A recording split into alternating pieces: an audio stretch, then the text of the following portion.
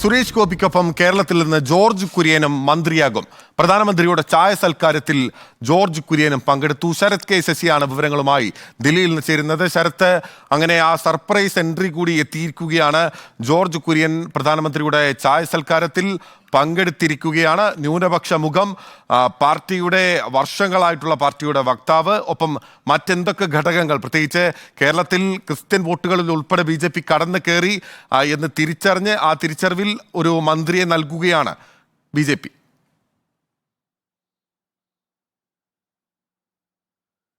തീർച്ചയായും BJP ഈ George കുര്യനെ കേന്ദ്രമന്ത്രിസഭയിലേക്ക് ഉൾപ്പെടുത്താൻ തീരുമാനിക്കുന്നതിലൂടെ നയം വ്യക്തമാക്കുകയാണ്. കൂടുതൽ ക്രിസ്ത്യൻ വോട്ടുകൾ ലക്ഷ്യമിടുന്നു, ക്രിസ്ത്യൻ മേഖലയിലേക്ക് കൂടുതൽ സ്വാധീനം ഉറപ്പിക്കുക എന്നത് തന്നെയാണ് ജോർജ് കുര്യൻ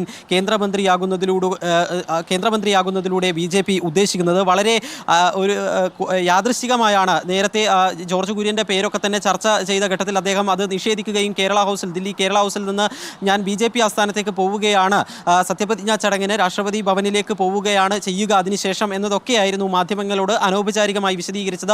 അങ്ങനെയുള്ള മന്ത്രിസ്ഥാനങ്ങൾ സംബന്ധിച്ചിട്ടുള്ള ചർച്ചകളെ പൂർണ്ണമായും തള്ളിക്കളഞ്ഞുകൊണ്ടായിരുന്നു അദ്ദേഹം പ്രതികരിക്കുകയും ചെയ്തത്. ഇപ്പോൾ ഈ പ്രധാനമന്ത്രിയുടെ വസതിയിൽ നടന്ന ചായ സൽക്കാരം, അതിൻ്റെ ദൃശ്യങ്ങളിലാണ് ഇപ്പോൾ ജോർജ് കുര്യനെ ഇപ്പോൾ എല്ലാവരും ശ്രദ്ധിച്ചത്. ആദ്യഘട്ടങ്ങളിൽ ഏറ്റവും മുൻനിരയിലൊന്നും മലയാളികളായി മറ്റാരും ഉണ്ടായിരുന്നില്ല. നമ്മൾ സുരേഷ് ഗോപി ഇല്ലാത്തത് കൊണ്ട് തന്നെ മറ്റ് മലയാളി മുഖങ്ങൾ ആരും ഉണ്ടാകില്ല എന്ന് പ്രതീക്ഷിക്കുകയും ചെയ്തു. നമ്മൾ ആ ദൃശ്യങ്ങൾ ഇപ്പോൾ സ്ക്രീനിൽ കാണിക്കുന്നുണ്ടെങ്കിൽ കാണാനാകും. നിതിൻ ഗഡ്കരി ഏറ്റവും മുൻനിരയിലിരിക്കുന്നു. അദ്ദേഹത്തിൻ്റെ ഏറ്റവും പിറകിലായി ജയന്ത് ചൗധരിയുടെയും അതുപോലെ തന്നെ പഞ്ചാബിൽ നിന്നുള്ള രവ്നീത് സിംഗ് ബിട്ടുവിൻ്റെയും ഇടയിലായി കാണുന്ന, ഏറ്റവും പിറകിലായി കാണുന്നതാണ് ജോർജ് കുര്യൻ. ആ ബേക്കിലിരിക്കുന്നത് കൊണ്ട് തന്നെ വീഡിയോകളൊക്കെ തന്നെ പുറത്തു വന്നപ്പോൾ ആദ്യം ആർക്കും ശ്രദ്ധയിൽപ്പെട്ടിട്ടുണ്ടായിരുന്നില്ല. പിന്നീട് ഈ ദൃശ്യങ്ങൾ ഫോട്ടോ പുറത്തു വന്നു. ആ ഫോട്ടോയിലാണ് ജോർജ് കുര്യനെ എല്ലാവരും ശ്രദ്ധിച്ചത്. ഏതായാലും BJP ഈ രണ്ട് കേന്ദ്രമന്ത്രിമാരെ ഈ ഘട്ടത്തിൽ സംസ്ഥാനത്തിന്, കേരളത്തിന് നൽകുകയാണ്. ഒന്ന് സുരേഷ് ഗോപി, അതുപോലെ തന്നെ ജോർജ് കുര്യൻ നേരത്തെ തന്നെ ദേശീയ ന്യൂനപക്ഷ കമ്മീഷന്റെ ഉപാധ്യക്ഷൻ എന്നുള്ള നിലയിൽ കഴിഞ്ഞ കാലങ്ങളിലൊക്കെ തന്നെ ദില്ലി കേന്ദ്രീകരിച്ചുകൊണ്ട് പ്രവർത്തിച്ചിരുന്നു. അതുപോലെ തന്നെ BJPയുടെ സംസ്ഥാന ഭാരവാഹി ചുമതലയിൽ, സംസ്ഥാന ജനറൽ സെക്രട്ടറി ചുമതലയിലും വർഷങ്ങളായി പ്രവർത്തിച്ച് വരികയുമാണ്. BJPയുടെ കേരളത്തിലെ ആദ്യകാലം മുതലുള്ള ഒരു ന്യൂനപക്ഷ മുഖം എന്ന് പറയുന്നത് ജോർജ് കുര്യൻ ആയിരുന്നു. ആ ഒരു സംഘടനാ രംഗത്ത് കുറേ നാളുകളായി അനുഭവ സമ്പത്തുള്ള നേതാവ്. അദ്ദേഹത്തെ ഏതായാലും പരിഗണിക്കാൻ BJP നേതൃത്വം തയ്യാറായിരിക്കുകയാണ്. നേരത്തെ അബ്ദുള്ള കുട്ടിയൊക്കെ തന്നെ CPM വിട്ട് കോൺഗ്രസിലേക്ക് ചേക്കേറി അതിനുശേഷം കോൺഗ്രസിൽ നിന്ന് BJPയിലേക്ക് എത്തിയപ്പോൾ അബ്ദുള്ള കുട്ടിക്ക് വലിയ പരിഗണന BJP നേതൃത്വം നൽകി. BJPയുടെ ദേശീയ ഉപാധ്യക്ഷ സ്ഥാനം അടക്കം നൽകിയപ്പോഴും കേരളത്തിൽ നിന്ന് കാലങ്ങളായി BJPയുടെ ഒരു ന്യൂനപക്ഷ മുഖം എന്നുള്ള അത്തരത്തിലൊരു ന്യൂനപക്ഷ മുഖമായിരുന്ന അദ്ദേഹത്തിന്, ജോർജ് കുര്യന്, കാര്യമായ പരിഗണന പാർലമെന്ററി രംഗത്തൊന്നും തന്നെ ലഭിച്ചിട്ടുണ്ടായിരുന്നില്ല. നിയമസഭാ തെരഞ്ഞെടുപ്പുകളിലും അതുപോലെ തന്നെ ഈ ഏറ്റവും ഒടുവിൽ നടന്ന ലോക്സഭാ തെരഞ്ഞെടുപ്പിലുമായിക്കോട്ടെ അദ്ദേഹത്തിൻ്റെ പേരുകൾ എവിടെയും സ്ഥാനാർത്ഥി ലിസ്റ്റിലേക്ക് വരുന്ന ഒരു സാഹചര്യം പോലും ഉണ്ടായിരുന്നില്ല. ആ ഒരു രീതിയിൽ വളരെ അത്രയും ലൈം ലൈറ്റിൽ നിന്ന് കുറേ കാലമായി മാറി നിന്നിട്ടുണ്ടായിരുന്ന ജോർജ് കുര്യൻ ചാനൽ ചർച്ചകളിൽ അദ്ദേഹം അപ്പോഴും സജീവമായിരുന്നു. സംഘടനാ രംഗത്ത് വലിയ തർക്കവിതർക്കങ്ങളിലൊന്നും ജോർജ് കുര്യൻ്റെ പേരുകൾ ഉണ്ടാകാറില്ല. ഏതായാലും വളരെ അപ്രതീക്ഷിതമായി, സർപ്രൈസായി മറ്റൊരു കേന്ദ്രമന്ത്രിയെ കൂടി കേരളത്തിന് ലഭിക്കുകയാണ് ജോർജ് കുര്യന്. ആ ജോർജ് കുര്യന് കേന്ദ്രമന്ത്രി സ്ഥാനം ലഭിക്കുമ്പോൾ ന്യൂനപക്ഷ മേഖലയുമായി ബന്ധപ്പെട്ട് നിൽക്കുന്ന വകുപ്പുകൾ തന്നെയായിരിക്കും അദ്ദേഹത്തിന് ഉറപ്പായും പാർട്ടി അലോട്ട് ചെയ്യുക എന്നത് വേണം ഈ ഘട്ടത്തിൽ അനുമാനിക്കാൻ. നിലവിൽ കേരളത്തിലെ രാഷ്ട്രീയ സാഹചര്യം അനുസരിച്ച് തന്നെയാണ് ഈ ഒരു തീരുമാനം BJP കേന്ദ്ര നേതൃത്വം കൈക്കൊണ്ടിട്ടുള്ളത് എന്ന് നമുക്ക് ഉറപ്പിക്കാം. ന്യൂനപക്ഷ മേഖലയിൽ നിന്ന് നേരത്തെ അൽഫോൺസ് കണ്ണന്താനമൊക്കെ തന്നെ ഈ കേന്ദ്ര മന്ത്രിസ്ഥാനത്തേക്ക് എത്തിയിരുന്നു. പക്ഷേ അതിനുമപ്പുറത്തേക്ക് BJPയുടെ സംഘടനാ രംഗത്തിന് വളരെ ഫിറ്റായിരിക്കുന്ന ഒരു നേതാവ്, അതുപോലെ തന്നെ നേരത്തെ ഞാൻ സൂചിപ്പിച്ചതുപോലെ ദേശീയ ന്യൂനപക്ഷ കമ്മീഷൻ്റെ പദവി വഹിച്ചുകൊണ്ട്, ആ ഉപാധ്യക്ഷ പദവി വഹിച്ചുകൊണ്ട് ഭരണരംഗത്തും അദ്ദേഹം ദില്ലി കേന്ദ്രീകരിച്ചുകൊണ്ടുള്ള കൃത്യനിർവഹണങ്ങൾ കുറേ നാളുകളായി നടത്തിയ നേതാവാണ്. ആ ഒരു പരിഗണനകളൊക്കെ നൽകിക്കൊണ്ടാണ് ജോർജ് കുര്യനെ കൂടി കേന്ദ്രമന്ത്രിസഭയിൽ ഉൾപ്പെടുത്തുന്നത്. നേരത്തെ ഞാൻ സൂചിപ്പിച്ചതുപോലെ അൽഫോൺസ് കണ്ണന്താനം ആയിക്കോട്ടെ, അവരൊക്കെ തന്നെ അത്രയും സജീവമായി BJPയുടെ സംസ്ഥാനത്തെ സംഘടനാ കാര്യങ്ങളിലൊന്നും ഇടപെടാറുണ്ടായിരുന്നില്ല. പക്ഷേ ജോർജ് കുര്യൻ്റെ കാര്യത്തിൽ അങ്ങനെയല്ല. ഇപ്പോഴും നമ്മൾ മാധ്യമങ്ങളൊക്കെ തന്നെ എന്തെങ്കിലും ചർച്ചകൾക്കൊക്കെ, തെരഞ്ഞെടുപ്പ് കാലത്തും അല്ലാത്തപ്പോഴുമൊക്കെ ചർച്ചകൾക്കൊക്കെ വിളിക്കുകയാണെങ്കിൽ ആ സമയത്തൊക്കെ വളരെ സജീവമായി അദ്ദേഹം പങ്കെടുക്കും. അല്ലെങ്കിൽ മറ്റാളുകളെയൊക്കെ തന്നെ നിയോഗിക്കുന്ന രീതിയിൽ BJPയുടെ താഴെത്തട്ടിലുള്ള സംഘടനാ രംഗത്ത് അടക്കം പ്രവർത്തിച്ച ഒരു നേതാവ്, അതിൻ്റെ ഒരു പരിഗണന കൂടി തീർച്ചയായും ജോർജ് കുര്യന് ലഭിച്ചു എന്നുള്ളതാണ് മനസ്സിലാക്കേണ്ടത്.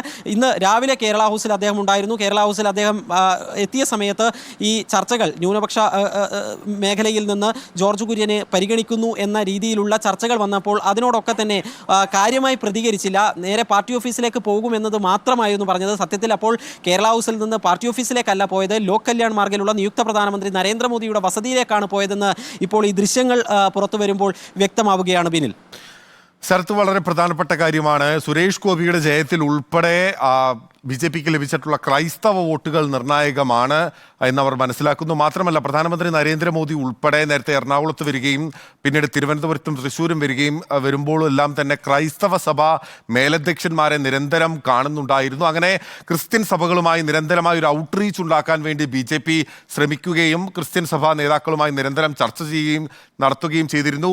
ഈ ഈസ്റ്റർ ദിനത്തിൽ ദില്ലിയിലെ ഗോൾഡൻ ഖാന ദേവാലയത്തിൽ, കത്തോലിക്ക ദേവാലയത്തിൽ ഉൾപ്പെടെ നരേന്ദ്രമോദി എത്തുകയും അതുൾപ്പെടെ ഈ ക്രിസ്ത്യൻ സഭകളുമായി നടത്തുന്ന ഔട്ട്റീച്ചിന്റെ ഭാഗമായി വിലയിരുത്തപ്പെടുകയും ചെയ്യുന്നു. ഇപ്പോൾ പൊതുവിൽ ഏതെങ്കിലും ജനപ്രതിനിധി സഭകളിലേക്ക് ജയിച്ചിട്ടില്ലാത്ത ഒരു വ്യക്തിയെ കൂടി ഈ വിധത്തിൽ മന്ത്രിസഭയിലേക്ക് ഉൾപ്പെടുത്തുമ്പോൾ, നിലവിൽ മറ്റ് MP-മാർ ഉൾപ്പെടെ ഉള്ളപ്പോൾ പോലും ഈ വിധത്തിൽ ഉൾപ്പെടുത്തുമ്പോൾ ക്രിസ്ത്യൻ വോട്ടുകളെ തന്നെയാണ് ലക്ഷ്യമിടുന്നത്. കേരളത്തിൽ വീണ്ടും മുന്നേറാനുള്ള ഒരു ശ്രമമായി BJP ഇതിനെ കാണുകയാണ്. ഏതെല്ലാം തരത്തിലാണ് ജോർജ് കുര്യൻ ദില്ലിയിൽ ഇതുവരെ പ്രവർത്തനങ്ങൾ നടത്തിയതെന്ന് ശരത്ത് വിശദീകരിക്കുകയുണ്ടായി. ഇതിപ്പോൾ കേരളത്തിൽ ഉണ്ടാക്കാൻ പോകുന്ന ഒരു ഇമ്പാക്റ്റ്, ഒപ്പം തന്നെ മറ്റേതൊക്കെ ആളുകൾക്കുള്ള സാധ്യതയാണ് ഇത്, ഏതെങ്കിലും തരത്തിൽ കേരളത്തിലുള്ള ആളുകളുടെ സാധ്യത, നേതാക്കളുടെ സാധ്യത ഈ ജോർജ് കുര്യന്റെ എൻട്രിയിലൂടെ മങ്ങുന്നുണ്ടോ, അല്ലെങ്കിൽ മറ്റാർക്കെങ്കിലും സാധ്യത കൽപ്പിക്കപ്പെടുന്നുണ്ടോ ഇപ്പോഴും?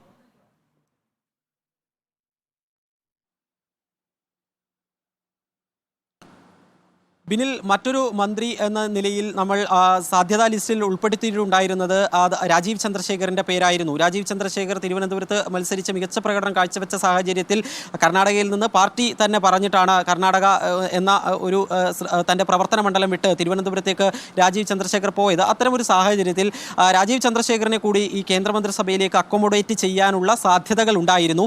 ഏതായാലും ജോർജ് കുര്യൻ കൂടി വന്ന ഒരു സാഹചര്യത്തിൽ 2 കേന്ദ്രമന്ത്രിമാർ കേരളത്തിൽ നിന്ന് ഉണ്ടാകുമെന്ന് ഉറപ്പായ സാഹചര്യത്തിൽ പെട്ടെന്ന് ഏതായാലും ഇനി രാജീവ് ചന്ദ്രശേഖറിനെ പരിഗണിക്കാനുള്ള സാധ്യത നമ്മൾ കാണുന്നില്ല. അതുപോലെ തന്നെ നേരത്തെ വി മുരളീധരൻ കേന്ദ്ര സഹമന്ത്രിയായി, വിദേശകാര്യ സഹമന്ത്രിയായി പ്രവർത്തിച്ചിരുന്നതാണ്. അദ്ദേഹം നേരത്തെ മാധ്യമങ്ങളോട് പ്രതികരിച്ചപ്പോൾ പറഞ്ഞത് ലോക്സഭയിൽ നിന്ന് വിജയിച്ചയാൾക്കാണ് പ്രഥമ പരിഗണന എന്നുള്ളതാണ്. അതിനുമപ്പുറത്തേക്കുള്ള പരിഗണന BJP കേന്ദ്ര നേതൃത്വം ഒരാൾക്ക് നൽകി കഴിഞ്ഞിരിക്കുന്നു. അത് മറ്റ് ആർക്കെങ്കിലും ലഭിക്കാനുള്ള സാധ്യത വളരെ കുറവാണ്. ബിനിൽ നേരത്തെ സൂചിപ്പിച്ചതുപോലെ നിലവിൽ ലോക്സഭാ അംഗമോ രാജ്യസഭാ അംഗമോ ഒന്നുമല്ല ജോർജ് കുര്യൻ. അതുകൊണ്ട് തന്നെ അദ്ദേഹത്തെ അടുത്ത രാജ്യസഭാ തെരഞ്ഞെടുപ്പ് വരുമ്പോൾ ആ രാജ്യസഭയിലെ ഒഴിവിലേക്ക് അദ്ദേഹത്തെ പരിഗണിക്കാനുള്ള സാധ്യതയാണ് കാണുന്നത്. ഇപ്പോൾ മഹാരാഷ്ട്രയിൽ പീയൂഷ് ഗോയൽ ലോക്സഭയിലേക്കും വിജയിച്ചു, രാജ്യസഭാ അംഗവുമാണ്. അപ്പോൾ ആ ഒരു വേക്കൻസി വരാൻ വേണ്ടി പോകുന്നുണ്ട്. അതുപോലെ രാജസ്ഥാൻ്റെ കാര്യത്തിൽ നോക്കുകയാണെങ്കിൽ KC വേണുഗോപാൽ ലോക്സഭയിലേക്ക് ജയിച്ചതോടെ അവിടെ ഒരു സീറ്റ് രാജ്യസഭയിൽ ഒഴിവുണ്ട്. അങ്ങനെ പല സംസ്ഥാനങ്ങളിലും ഒഴിവ് ഉണ്ട് രാജ്യസഭയിലേക്ക്. ആ ഒഴിവുകളിലൂടെ രാജ്യസഭയിൽ ജോർജ് കുര്യനെ എത്തിക്കുക എന്നത് തന്നെയായിരിക്കും BJP തീരുമാനിച്ചിട്ടുള്ളത്. ഈ ഒരു തീരുമാനത്തിലൂടെ BJP നയം വ്യക്തമാക്കുകയാണ്. കൃത്യമായി ക്രിസ്ത്യൻ വോട്ടുകൾ ലക്ഷ്യമാക്കിക്കൊണ്ട് ഒരു നേതാവിനെ കൂടി കേന്ദ്ര മന്ത്രിസഭയിലേക്ക് ഉൾപ്പെടുത്തുന്നു. സുരേഷ് ഗോപിയുടെ വിജയമെന്ന് പറയുന്നത് കൃത്യമായി സുരേഷ് ഗോപിക്ക് ലഭിച്ചിട്ടുള്ള വോട്ടുകളിൽ വലിയ ശതമാനം എന്ന് പറയുന്നത് ക്രിസ്ത്യൻ വോട്ടുകളാണ്. ആ ക്രിസ്ത്യൻ വോട്ടുകൾക്കുള്ള അത്തരത്തിൽ ക്രിസ്ത്യൻ വോട്ടുകൾ കൂടി സമാഹരിച്ചാലേ BJPക്ക് കേരളത്തിൽ മുന്നേറ്റം ഉണ്ടാക്കാൻ വേണ്ടി പറ്റുകയുള്ളൂ എന്നതിൻ്റെ ഒരു തെളിവാണ്. അത് പ്രയോഗിച്ച് വിജയിച്ചതാണ് നമ്മൾ തൃശ്ശൂരിൽ കണ്ടത്. അതുകൊണ്ട് തന്നെ ആ ഒരു പരീക്ഷണം കൂടുതൽ ഇടങ്ങളിലേക്ക് നടത്തണമെങ്കിൽ, മധ്യ കേരളത്തിലേക്കൊക്കെ നടത്തണമെങ്കിൽ കൃത്യമായും ഒരു ക്രിസ്ത്യൻ പ്രതിനിധിയെ കേന്ദ്ര മന്ത്രിസഭയിലേക്ക് അടക്കം ഉൾപ്പെടുത്തേണ്ടതുണ്ട് എന്ന വിലയിരുത്തൽ BJP നടത്തി. അതിൻ്റെ ഭാഗമായി തന്നെയാണ് ഈ ഒരു തീരുമാനം, ജോർജ് കുര്യന് അനുകൂലമായ ഒരു തീരുമാനം ഉണ്ടായിരിക്കുന്നത്. സംസ്ഥാന BJP നേതാക്കളെല്ലാം ഇവിടെയുണ്ട്. സംസ്ഥാന BJP നേതാക്കൾ ഈ കേരളത്തിൻ്റെ പ്രാതിനിധ്യം സംബന്ധിച്ചിട്ടുള്ള പ്രതികരണം ഇതുവരെ നടത്തിയിട്ടില്ല. അവർ ഔദ്യോഗികമായും അനൗദ്യോഗികമായും പറഞ്ഞത് സുരേഷ് ഗോപിയുടെ സാധ്യതയെക്കുറിച്ച് മാത്രമായിരുന്നു. മറ്റ് നേതാക്കൾക്ക് സാധ്യതയുണ്ടോ എന്നതിനെക്കുറിച്ച് അവർ പ്രതികരിച്ചിരുന്നില്ല. അതിനിടയിലാണ് ഇപ്പോൾ ജോർജ് കുര്യന് ഈ മന്ത്രിസ്ഥാനം കൈവശപ്പെടുത്തുന്നത്. ജോർജ് കുര്യൻ ഇതിന്റെ ചർച്ചകൾ അല്ലെങ്കിൽ തീരുമാനം വന്നിട്ടുള്ളത് എന്ന് സംബന്ധിച്ച് ഏതെങ്കിലും വിവരങ്ങൾ ലഭിക്കുന്നുണ്ടോ? അത് BJPയുടെ ദേശീയ നേതൃത്വം, പ്രധാനമന്ത്രി നരേന്ദ്രമോദി പറഞ്ഞതുപോലെ തന്നെ ഒരു ക്രിസ്ത്യൻ ഔട്ട്റീച്ച്, കൃത്യമായ സാമുദായിക ഇക്വേഷൻസ് പരിഗണിക്കുക എന്ന തരത്തിൽ ഈ കേന്ദ്രമന്ത്രി സ്ഥാനത്തേക്ക് ജോർജ് കുര്യനെ തെരഞ്ഞെടുത്തു എന്നാണോ, അതോ സംസ്ഥാന നേതൃത്വത്തിന്റെ ഏതെങ്കിലും തരത്തിലുള്ള ഇടപെടൽ ഉണ്ടായിട്ടുണ്ടോ? ആ വിധത്തിലുള്ള വിവരങ്ങൾ ലഭിക്കുന്നുണ്ടോ ശരത്?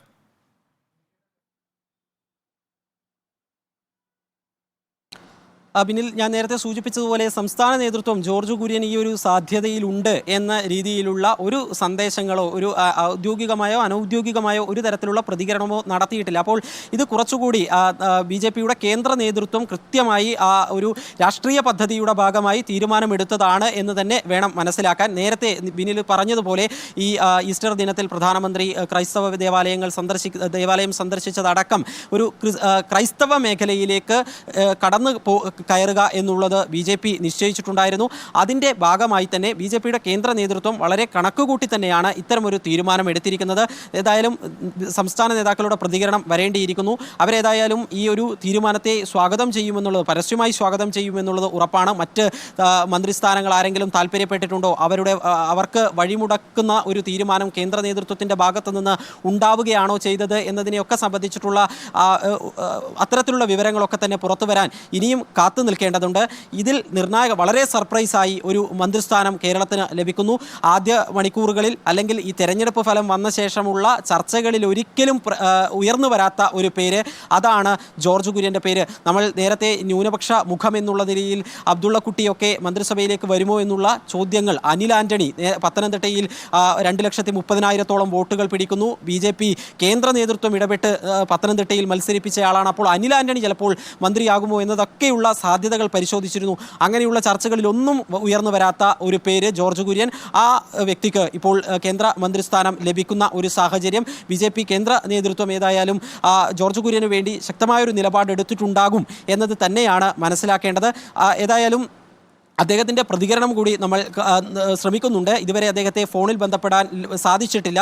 അദ്ദേഹം ഏതായാലും ഈ സത്യപ്രതിജ്ഞാ ചടങ്ങിന് മുൻപ് മാധ്യമങ്ങളോട് പ്രതികരിക്കുമോ എന്നുള്ളതാണ് അറിയാൻ വേണ്ടി കാത്തു നിൽക്കുന്നത്. BJPയുടെ സംസ്ഥാന നേതാക്കൾ എല്ലാവരും ഇവിടെയുണ്ട്. അവരുടെയും പ്രതികരണം ഏതായാലും നമ്മൾ പ്രതീക്ഷിക്കുകയും ചെയ്യുന്നു. നേരത്തെ ഈ പല നേതാക്കൾക്കും, ഇപ്പോൾ സുരേഷ് ഗോപിയുടെ കാര്യത്തിലൊക്കെ നമ്മൾ കണ്ടത്, സുരേഷ് ഗോപിക്ക് തിരുവനന്തപുരത്തെ വസതിയിൽ ഉള്ളപ്പോൾ അദ്ദേഹത്തെ പ്രധാനപ്പെട്ട BJPയുടെ നേതാക്കൾ പ്രധാനമന്ത്രി തന്നെ വിളിച്ചു എന്നാണ് സുരേഷ് ഗോപി വ്യക്തമാക്കിയത്. പക്ഷേ ജോർജ് കുര്യൻ്റെ കാര്യത്തിൽ അങ്ങനെയുള്ള സൂചനകളൊന്നും പുറത്തു വന്നിട്ടുണ്ടായിരുന്നില്ല. ഈ ദൃശ്യമായിരുന്നു, ഈ ലോക് കല്യാൺ മാർഗിലെ മോദിയുടെ വസതിയിലുള്ള ദൃശ്യമായിരുന്നു ഈ സസ്പെൻസുകൾക്കൊക്കെ വിരാമമിട്ടത്. ആ ദൃശ്യം പോലും നമ്മൾ നേരത്തെ ഈ ദൃശ്യം സംപ്രേഷണം ചെയ്ത ഘട്ടത്തിൽ, ആദ്യ ദൃശ്യങ്ങൾ എന്നുള്ള നിലയിൽ സംപ്രേഷണം ചെയ്തപ്പോൾ പോലും അത് അദ്ദേഹം ഏറ്റവും പിറകിലായി ഇരിക്കുന്നത് കൊണ്ട് തന്നെ ശ്രദ്ധയിൽപ്പെട്ടിട്ടുണ്ടായിരുന്നില്ല. പക്ഷേ ഇപ്പോൾ ഒന്നുകൂടി സൂക്ഷ്മമായി ചിത്രങ്ങൾ പുറത്തു വന്നപ്പോഴാണ് ജോർജ് കുര്യനും ഈ മന്ത്രിസഭയിലേക്ക് എത്തുന്നു എന്നുള്ള കാര്യം വ്യക്തമായത്. തീർച്ചയായും സംസ്ഥാനത്തെ BJPയെ സംബന്ധിച്ചിടത്തോളം കൂടുതൽ പരിഗണന ലഭിക്കുന്നു എന്നുള്ള ഒരു സന്ദേശം അവർക്ക് പൊതുസമൂഹത്തിന് മുൻപിൽ അവതരിപ്പിക്കാൻ വേണ്ടി പറ്റുന്ന ഒരു സാഹചര്യം. ഇത്തവണ NDA മത്സരിച്ച 20 സീറ്റുകളിൽ 17 സീറ്റുകളിലും അവർക്ക് വോട്ട് ശതമാനം വർദ്ധിപ്പിക്കാൻ സാധിക്കുന്ന ഒരു സ്ഥിതിവിശേഷം ഉണ്ടായിട്ടുണ്ട്. അതിൽ തന്നെ മധ്യ കേരളത്തിലൊക്കെ തന്നെ വോട്ട് ശതമാനം വർദ്ധിക്കുന്നതാണ് കണ്ടത്. അതുകൊണ്ട് തന്നെ തീർച്ചയായും ഈ ഒരു അംഗീകാരം ലഭിക്കുന്നു എന്നുള്ള പ്രതീതി കേരളത്തെ കൂടുതൽ കേന്ദ്ര സർക്കാരും BJPയും പരിഗണിക്കുന്നു എന്ന രീതിയിലായിരിക്കും ഈ സ്ഥാനലബ്ധികളെയൊക്കെ തന്നെ സംസ്ഥാന BJP നേതൃത്വം ആദ്യ ദിവസങ്ങളിലൊക്കെ തന്നെ അവതരിപ്പിക്കാൻ വേണ്ടി പോകുന്നത്. ആ വിധത്തിലാണ് അവതരിപ്പിക്കുന്നത് എങ്കിൽ പോലും സംസ്ഥാന BJP നേതൃത്വം എത്ര കണ്ട് അറിഞ്ഞുകൊണ്ടാണ് ഈ വിധത്തിലുള്ള പരിഗണനകൾ വന്നത് സുരേഷ് ഗോപിയുടെ കാര്യത്തിൽ. ഒപ്പം തന്നെ ഇപ്പോൾ ജോർജ് കുര്യനെ തീർത്തും സർപ്രൈസായി മന്ത്രിസഭയിലേക്ക് എടുക്കുന്നു നരേന്ദ്രമോദി എന്നതുകൊണ്ട് തന്നെ സംസ്ഥാന നേതൃത്വം എത്രത്തോളം ഇത് അറിഞ്ഞിട്ടുണ്ട് എന്നുള്ള കാര്യങ്ങൾ ഉൾപ്പെടെ പുറത്ത് വരേണ്ട കാര്യമാണ്. നിലവിൽ ആ വിധത്തിലുള്ള വിവരങ്ങളൊന്നും സംസ്ഥാന നേതൃത്വവുമായി ബന്ധപ്പെട്ട വൃത്തങ്ങളിൽ നിന്ന് മാധ്യമങ്ങൾക്ക് ലഭിച്ചിരുന്നില്ല. ജോർജ് കുര്യൻ്റെ പേര് ഇന്ന് രാവിലെ മാത്രമാണ് പുറത്ത് വന്നത്. ശരത്ത് ചൂണ്ടിക്കാട്ടിയത് പോലെ തന്നെ തികച്ചും അപ്രതീക്ഷിതമായ ഒരു നീക്കമായിരുന്നു. ഈ ദൃശ്യങ്ങൾ പ്രധാനമന്ത്രിയുടെ വസതിയിൽ ചേർന്നിട്ടുള്ള 7th റേസ് കോഴ്സിൽ നടന്നിട്ടുള്ള ലോക് കല്യാൺ മാർഗ്, പഴയ റേസ് കോഴ്സിൽ നടന്നിട്ടുള്ള 7ാം നമ്പർ വസതിയിൽ നടന്നിട്ടുള്ള ചായ സൽക്കാരത്തിൻ്റെ ദൃശ്യങ്ങളിൽ ആദ്യം ജോർജ് കുര്യൻ്റെ ദൃശ്യങ്ങൾ ശ്രദ്ധയിൽപ്പെട്ടിരുന്നില്ല. പിന്നീടാണ് ചിത്രങ്ങൾ പുറത്തു വന്നപ്പോൾ മാത്രമാണ് ജോർജ് കുര്യൻ ഈ ചായ സൽക്കാരത്തിൽ പങ്കെടുത്ത കാര്യം പുറത്തു വരുന്നത്.